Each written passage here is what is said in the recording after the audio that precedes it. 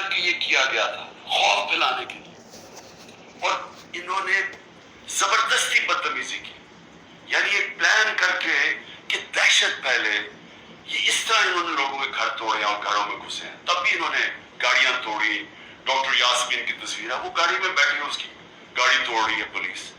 تو یہ ایک پلان تھا، لیکن پھر ہم اس وقت نہیں مجھے پتا تھا یہ پلان ہے، لیکن آہستہ آہستہ اب مجھے کوئی شک نہیں کہ یہ ایک پورا پلان ہے کہ عورتوں کو ڈی پولیٹیسائز کیا جائے۔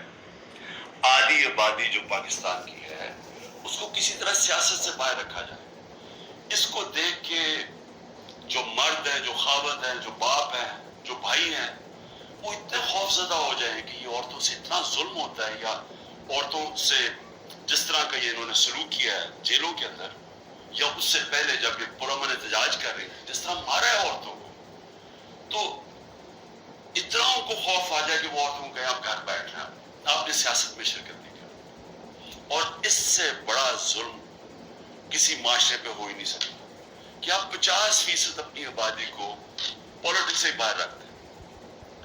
تحریک انصاف وہ جماعت ہے اور مجھے فخر ہے اس پہ کہ پہلی دفعہ خواتین نے اس تعداد میں اس میں شرکت کی۔ ہمارے جلسوں میں فیملیز آنی شروع ہوئی، کبھی پاکستان کی تاریخ میں ایسے نہیں ہوئی۔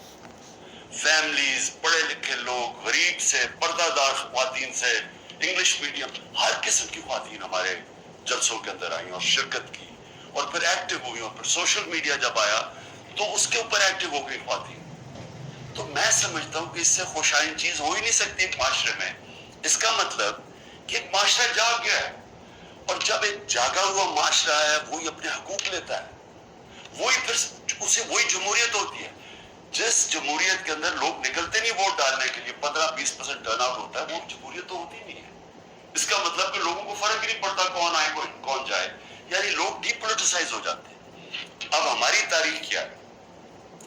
پچھلے 60 سالوں کے اندر آدھا وقت فوج نے حکومت کی ہے، آدھا وقت دو خاندانوں نے کی ہے، اور جب ملٹری ڈکٹیٹرشپ آتی تھی تو اس کی پہلی کوشش ہوتی تھی کہ لوگ ڈی پولیٹیسائز ہو جائیں، کہ پولیٹکس بہت بری چیز ہے تو لوگ پولیٹکس سے ہٹ جائیں۔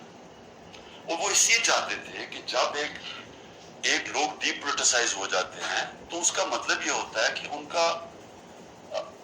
کا یعنی ان کو فرق ہی نہیں پڑتا کہ ملک میں جو مرضی کیا جائے، یعنی کوئی نا انصافی ہو، کوئی حقوق ان کو، یا ان کو فکر نہیں ہے، یا ان کا خیال ہے کہ کچھ ہو ہی نہیں سکتا، تو وہ چپ کر کے گھروں میں بیٹھ جاتے ہیں، اور پھر ڈکٹیٹر پوری طرح حکومت کرتا ہے۔